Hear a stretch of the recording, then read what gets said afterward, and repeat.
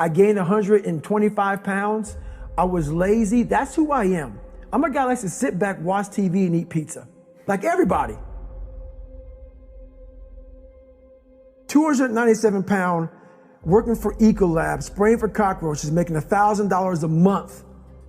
I thought that was me at my 100% potential. Come to find out, a few years later, I wasn't anywhere near that. 106 pounds less, graduated Navy SEAL training, went on to do all these other things. Looking back on that, that was me trying hard.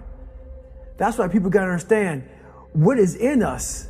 We have no idea until we start trying hard. And I mean really trying hard, where you're obsessed with, hey, this is my new norm. My new norm is that, wow, this isn't always fun. It's not always meant to be fun. And that's when you know you're trying hard. I knew in the back of my mind that I could pull off this whatever I wanted. I knew I could. I knew that, but I was afraid of the work because I wasn't gifted with brains. I wasn't gifted with God-given talent. So I knew to get to where I had to go, I knew the work was going to be something that I didn't want to even attack. So I was just putting it off. I didn't try hard enough because I didn't put forth every single bit of an ounce of pressure in my body into being better. They ended up being a 300-pound guy that made $1,000 a month, and I was fine there. That was okay. We all have two people. We all have two people. And I'm not saying you're crazy. We have the easy voice, which is that 20% telling yourself that I'm easy at 90% of my full potential, maybe 100% at that 20%. That's that voice that we all love. That's that very comfortable voice that's that mommy holding you saying it's gonna be okay. Doesn't care how good you are, just loves you. Just loves you no matter how messed up you are in life. That's where you wanna be at. So that's that one voice. This other voice that we walk very far away from is the voice saying, hey man, you ain't doing shit. So we try to get this voice out of our head completely. And we live over here in this land. So what you have to do first is turn up this voice over here. The voice saying things to you that aren't nice. That it's in our head saying, you know what, man, dude, you're not doing shit. I mean, and it's not putting yourself down. People take this the wrong way in this new society. I'm not saying to put yourself down.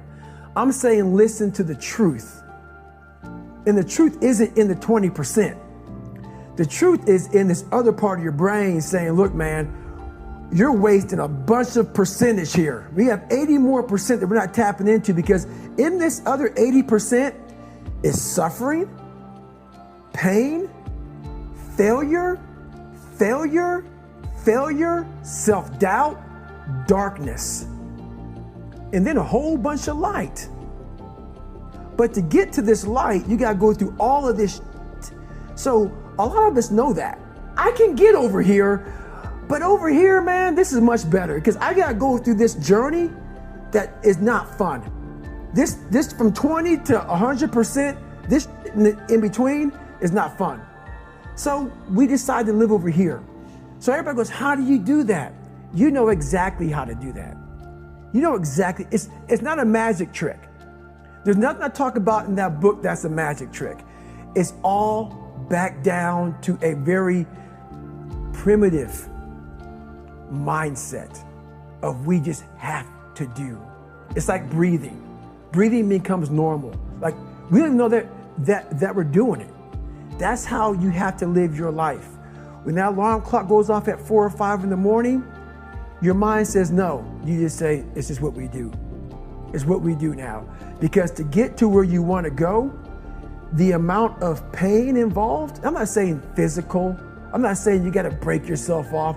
The amount of mental pain of how many times you're going to have to do something that you don't want to do to get to where you want to go is going to be, there's going to be more times you do something that you don't want to do than you are going to want to do it.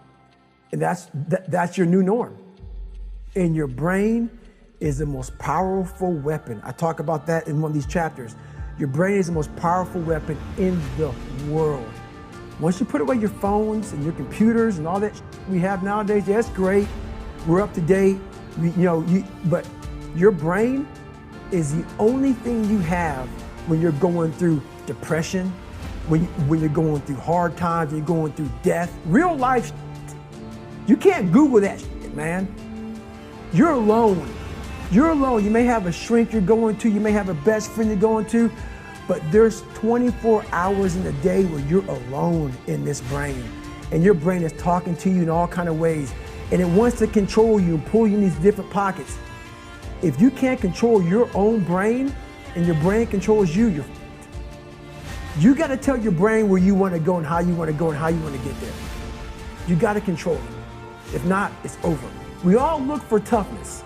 We all want it, but we look for it in a comfortable environment. You will not find toughness in a comfortable environment. Those of you who are listening to this, whoever hear this, you will not find it. I was trying to look for it everywhere. The only way you find it is to drown yourself in a position where you're just out of sorts, where you can't swim and you're drowning. You're drowning. You're drowning in life. But you say, you know what, man? Dad, I'm gonna figure out how to backstroke or something. I'm gonna figure out how to, and then you figuring out all these tools. Your mind starts to, when you quit, your mind does this. Because you're out. Once you say, I'm not gonna quit, this is the 40%. When you quit, your mind says, we're done. So it doesn't expand. There's no expansion when you quit. When you say, this sucks, I'm drowning, I'm miserable, I'm suffering, I'm broken, but I'm not going anywhere. What happens to your mind is it does this. It says, he's not leaving. So we got to expand. We got to grow. We got to figure this thing out. So then these compartments in your brain start to they have to work. They have to work. And then you start to engage parts of your mind that you never engaged before.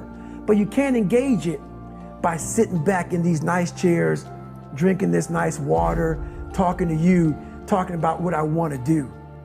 That's where the 40% thing comes in. It comes in when you're in suffer mode and you say, I'm not going to quit.